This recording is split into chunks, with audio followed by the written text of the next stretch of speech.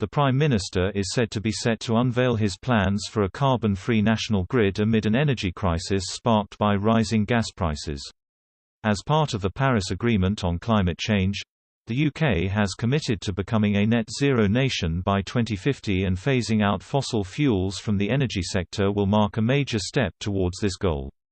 The government aims to do so by investing in renewables like wind and solar, as well as nuclear energy.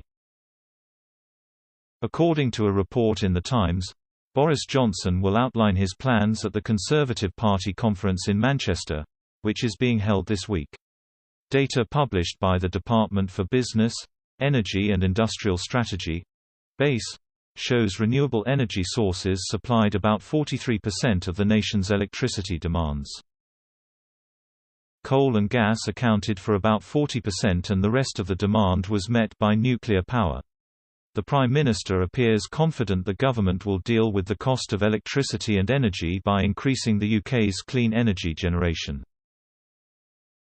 Doing so will require expanding the renewables sector with more offshore wind farms and provide a baseload that can cope with shifting demand for electricity and intermittent output.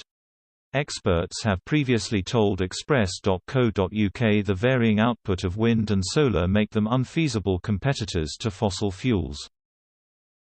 Mr. Johnson, however, believes investing in a green Britain will help protect customers and bring down bills in the long run.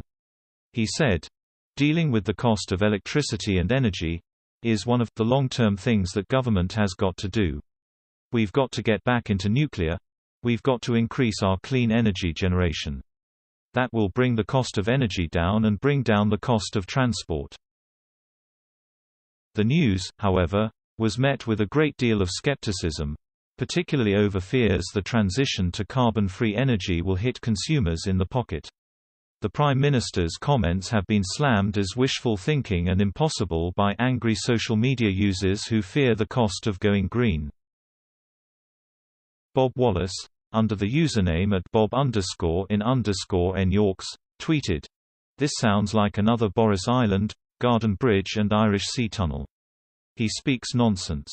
Another Twitter user, @Mr55, said, "So, like the 68% and 78% HES plucked another target out of the @CC Cuck's sixth carbon budget balanced pathway.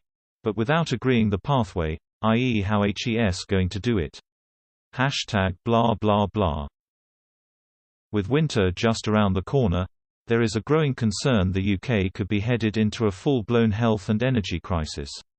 Experts are concerned that the NHS could be overwhelmed this season with a mix of flu and COVID if people are unable to heat their homes. Britons have also been told they could face a £2,500 bill as the government looks to phase out gas boilers in favour of eco-friendly heat pumps. Gas boilers presently account for about 15% of the UK's carbon dioxide (CO2) emissions, the leading cause of global warming.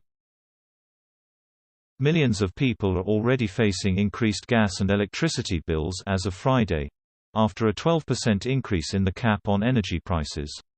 Britons who are not on fixed-price deals will, consequently, pay £139 extra a year.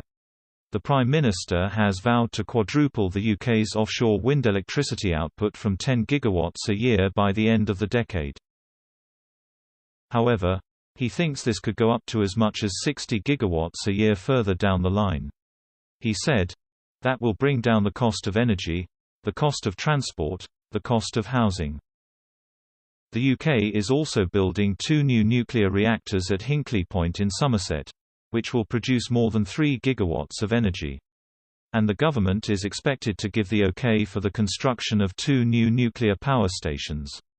At present, Britain's nuclear power plants provide about 17% of the country's electricity needs, but about half of the capacity is to be reduced by 2025.